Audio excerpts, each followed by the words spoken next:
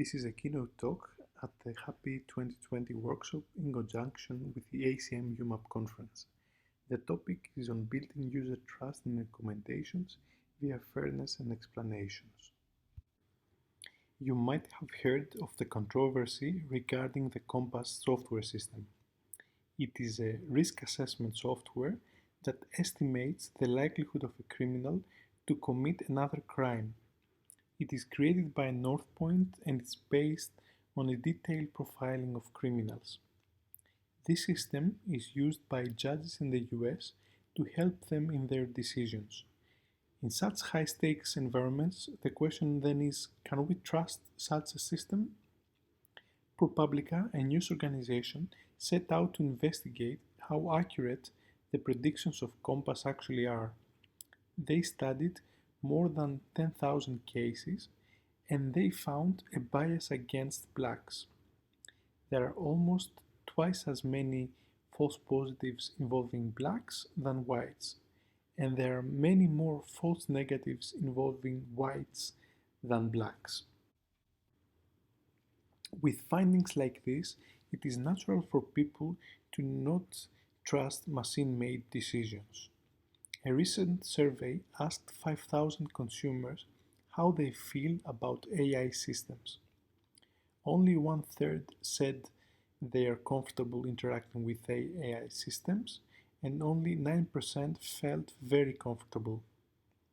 More than half of the people said that an AI system can be biased, and also believe that it is impossible to design a system that behaves morally. Around the globe, in the past few years, there have been several guidelines published prescribing the ethical principles AI systems should follow. A detailed review of 84 such guidelines identifies 11 key ethical principles. The two most frequent encountered notions are that of transparency and fairness. Transparency is associated with concepts such as explainability, interpretability, and disclosure. Fairness is associated with non-bias, non-discrimination, and diversity. Trust as an ethical principle is encountered less frequently in the guidelines, but this does not mean it's less important.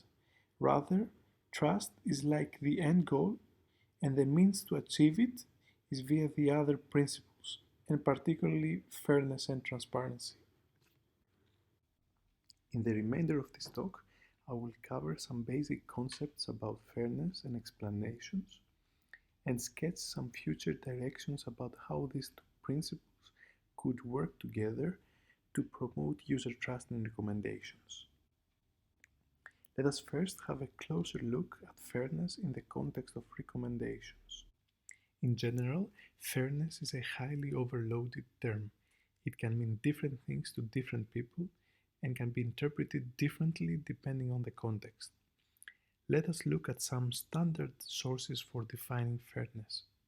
First, we have a dictionary definition that defines fairness as the state of being free from bias or injustice. Well, that's pretty much what everyone agrees fairness means. In political science, we encounter a more nuanced definition. The concept of distributive justice talks about the fair allocation of resources among diverse members of a community. So now we see justice or fairness as an issue of fair allocation of resources. But when exactly is an allocation considered fair? Here we see different possibilities. Fairness can mean equality of outcome, where each person gets the same amount of resources. For example, each person has an equal amount of wealth. But this situation might not be the ideal. Another one could argue that fairness means equality of opportunity, where each person has equal grounds for competing for the resources. Then the amount of resources that end up at each person depends on their individual efforts. No person is disadvantaged at a race for collecting resources. Another viewpoint may equate fairness to social welfare. Going away from individuals, what benefits the society the most is what is fair. So we start to see how fairness can have different but still valid viewpoints. Moving to legal systems, we see the definition of fairness as non-discrimination. Also here we see different concepts of fairness. Disparate treatment is a type of unfairness. It is the intentional, direct discrimination on protected groups defined on race, color, and gender. In this concept, fairness is equivalent to color blindness, meaning that one should not look at the color of a person to make decisions. An example of disparate treatment is when you force only blacks to take an assessment test before you hire them. Another type of unfairness is disparate impact. This is a rather indirect discrimination where a procedure or decision has a disproportionate impact on protected groups. Continuing this pre-employment assessment test, here you test all applicants. However, based on the results, only blacks are excluded from the hiring process. Interestingly, note that this notion does not care about why disparate impact occurs. It only cares if it occurs or not. Another notion associated with fairness is affirmative action. Here, fairness is when you promote non-discrimination and explicitly support historically disadvantaged groups. A similar notion is that of quota systems. A common example is when you enforce a quota in the hiring process to address the gender imbalance in STEM professions. Let us now focus into how fairness is translated in the context of AI or ML systems. Fairness was first studied in the context of classification tasks and more recently in ranking and recommendation tasks. Different notions were introduced for classifiers and then transferred into other domains. Naturally, there are quite a few definitions that are seemingly disjoint or incompatible with one another. Even for classification alone, Arvind Narayanan identifies and discusses 21 distinct definitions of fairness. It is quite a challenge to keep track and have a grasp on them all, but I'll guide you through one single definition, easy to remember, and which hopefully rules them all. Fairness is the absence of harmful discrimination. Okay, so I admit this is quite abstract, so let's try and make it more concrete. First, as a side note, we're talking about harmful or unwanted discrimination or bias. And you may wonder if harmless discrimination exists. Well, it does, and you can think about recommenders. They earn their living by discriminating on us. It's just that they call it differently. It's personalization. Perhaps a better term for the type of discrimination or bias that does not lead to harm is differentiation. So let's make this simple definition more concrete by answering some questions. Just to be clear, we are talking about discrimination from an AI system, but by extension, the owner of the system might be responsible. Okay, but why discriminate? There could be various reasons. It could be due to decisions made by the system owner, for example, for business reasons. We might then even question whether the system discriminates intentionally or not. It is also possible that the reason lies in the training data, how one collects them and what they choose to collect. So we refer to the answer to the why question as the sources of discrimination. Note that as we saw earlier, fairness is not concerned with why something happened. Explanations, on the other hand, are, as we will talk about later. Let us pose more critical questions now. What is discrimination? Well, it's the difference in the treatment or impact of people.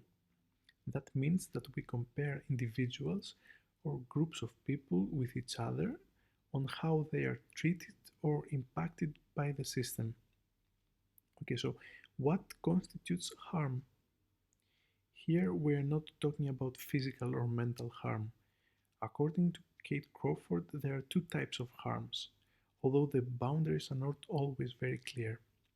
There are representational harms, such as misrepresenting people in terms of their race or gender, or doing some stereotyping.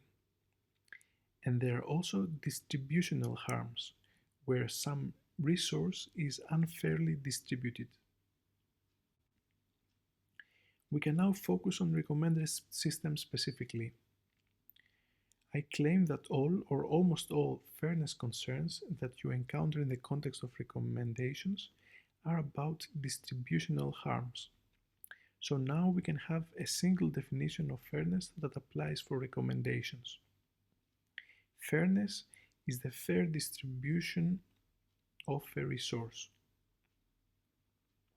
Okay, so I've still cheated. This is quite abstract, but let's make it more concrete by answering three questions.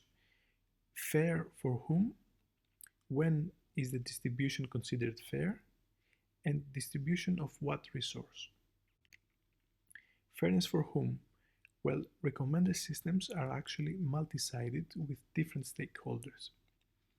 In the context of fairness, Robin Berg identifies two important sides.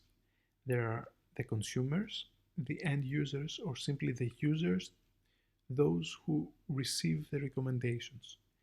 And there are the providers or the suppliers, owners, producers of items that are being recommended. So harms can be afflicted upon consumers or providers or upon both, for example in the case of, let's say, dating recommendations. These harms can be financial, ethical, or even with legal repercussions depending on the type of resource being distributed. Another dimension of the for whom question is how do you compare to see if discrimination exists. One way is to consider what is called individual fairness.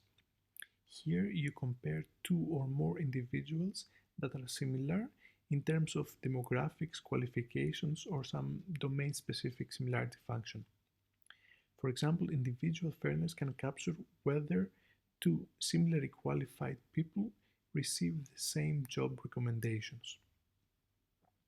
Another way to compare is by studying group fairness. Here you compare different groups of people where the grouping attributes, like demographics, are often called sensitive or protected attributes. For example, group fairness can capture whether blacks receive similar recommendations as whites. One way to remember and discern between individual and group fairness is to think in terms of groups of similar people. If the comparison is within a group, then it's individual fairness. If the comparison is across groups, then it's group fairness. Next question is when the distribution is considered fair.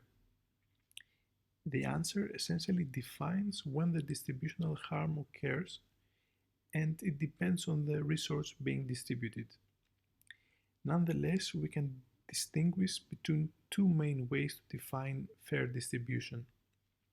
The simplest is equality, where you require the distribution to be uniform across individuals or groups. The other way is to distribute the resource proportionally to some given target distribution. For example, if you're implementing an affirmative action where you hire with a fixed quota, like one woman for every man. It is often convenient to first define when a distribution is perfectly fair and then measure unfairness by quantifying how far from the perfect fairness state you are.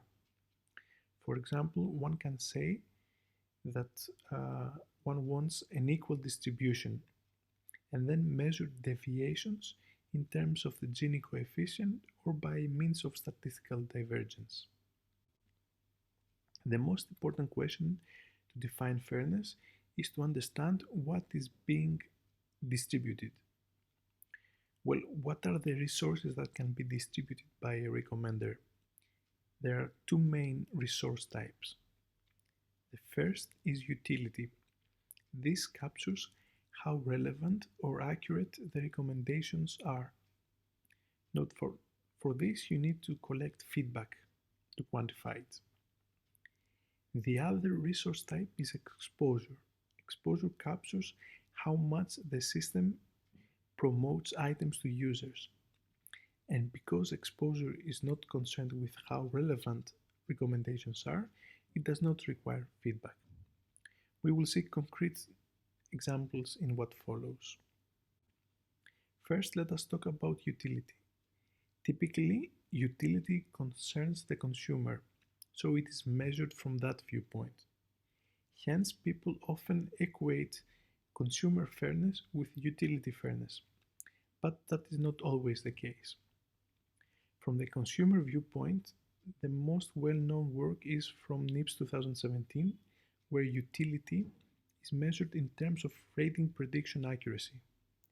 The fairness goal is to have balanced prediction errors between the protected and the non-protected consumer groups so that both groups enjoy a similar quality of service from the recommender. But more recently, a provider viewpoint is considered and utility is measured in terms of ranking accuracy. The fairness goal here is to have balanced ranking accuracy for different provider groups. As in the previous work, both groups should enjoy a similar quality of service. The difference is how you measure quality of service or utility, and that the concern in this case is for providers, whereas in the other case was for consumers. Exposure is typically measured from the items or the provider's viewpoint.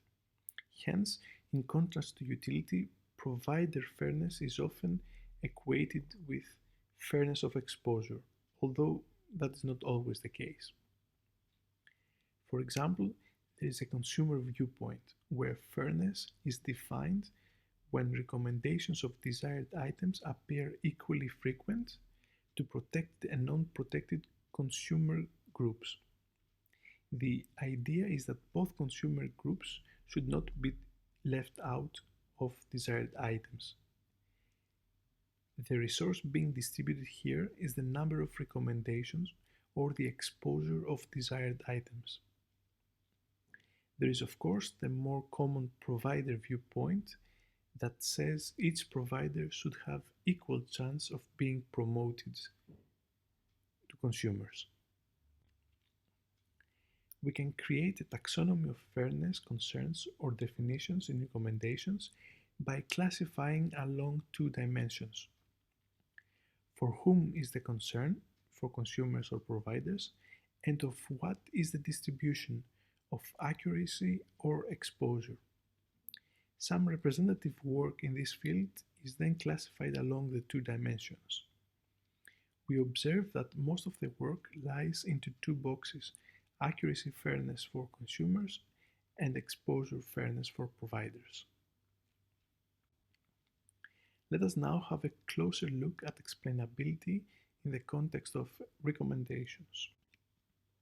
Just as recommendations appear everywhere, you can notice that explanations often accompany them. For example, in Amazon, you often encounter recommendations which are always accompanied by a short explanation, such as "these items are frequently bought together." Similarly, in Netflix, you have many lists of recommendations, and each one has a short textual description explaining why these items are shown. So why do we see explanations along recommendations? As discussed earlier, the obvious reason is to build user trust. But of course, there are several other purposes for presenting explanations. For example, you may want to promote transparency by explaining how the system works. You may want to convince users to buy a product, or you may want to allow users to better express their preferences, or allow the system owner to debug weird recommendations. There is an important distinction between a white box and a black box recommender. An explanation should express how a system works. Of course, this is only possible if you have access to the inner workings of the recommender. For example, if you are the system owner. In this case, the model is available and we talk about a white box model. More often, however, the recommender should be treated as a black box model with no knowledge of its inner workings. In this case, we can only try to interpret how the model behaves. That is why people often talk about explanations for white box models and interpretations for black box models. But here we refer to both as explanations. There are two popular paradigms for explaining black box models.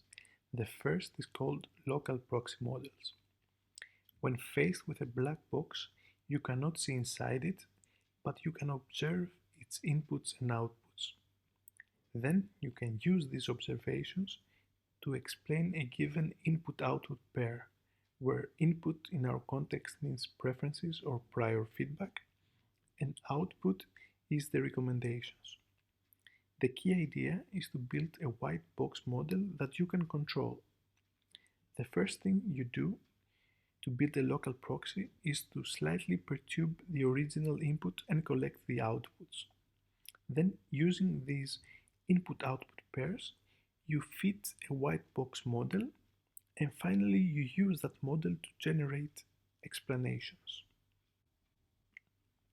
Another way to handle black box models is via counterfactual explanations. To understand them, consider a simple causal relationship. If X had not occurred, Y would not have occurred. This essentially explains why Y occurred. The cause is X. So let's see how this idea applies to explanations. A counterfactual explanation of a specific recommendation describes the smallest change to preferences that results in not seeing that recommendation. For example, if I want to understand why item Y was recommended, I need to look for small changes to input preferences so that item Y disappears from the recommendation. These changes are the cause for the recommendation of Y. If the original input, the preferences, is the factual, the changed preferences are the counterfactual. Let's see an example from a recent paper. Alice interacts with a recommender and leaves behind feedback traces. For example, she bought some hiking shoes and reviewed a camera. Based on her perceived preferences, the system recommends a list of 5 items. Alice wonders why she was recommended the backpack. So the system tries to change her feedback so that the backpack is no longer recommended. In the end, the system finds that if Alice had not done 3 specific activities, she would not be recommended the backpack. This is a counterfactual explanation explaining the cause for recommending the backpack. I will close with some ideas for future work on how to combine explainability with fairness. Consider a user, either a consumer or a provider, that wonders whether the system treats them fairly. How can we support such a fairness-oriented request for explanation? If the user is treated fairly, how can we provide an assurance that the system is indeed being fair? In this case, we are talking about an explanation that acts as a fairness assurance. If the user is treated unfairly, how can we explain this unfairness instance? In this case, we want an unfairness explanation, which can be the basis for further investigation. For example, the user may then wonder if this unfairness violation can be justified somehow or could have been avoided. In both cases, we talk about fairness-aware explanations. The paradigm of counterfactual explanations seems to fit nicely when we want to convey facts about fairness. But fairness-aware explanations are different from conventional explanations in two main ways. First, the desired output that we want to explain is not unique. In conventional explanations, we want to see when a particular recommendation list appears. In fairness-aware recommendations, we want to see when the output is more fair, and this can happen in different ways. There is not a single output that we are targeting. Second, there may be multiple input-output pairs to explain. In conventional explanations, there is always a single input-output instance that requires explanation. However, most fairness definitions are based on aggregating multiple instances. In this case, it's not clear how to look for counterfactuals for all of the instances. As a conclusion, I want to leave a simple takeaway message.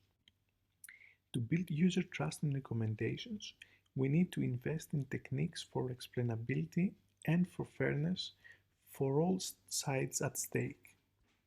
There are interesting research directions to explore individually at fairness and explainability, but also at their intersection. Thank you very much for your attention.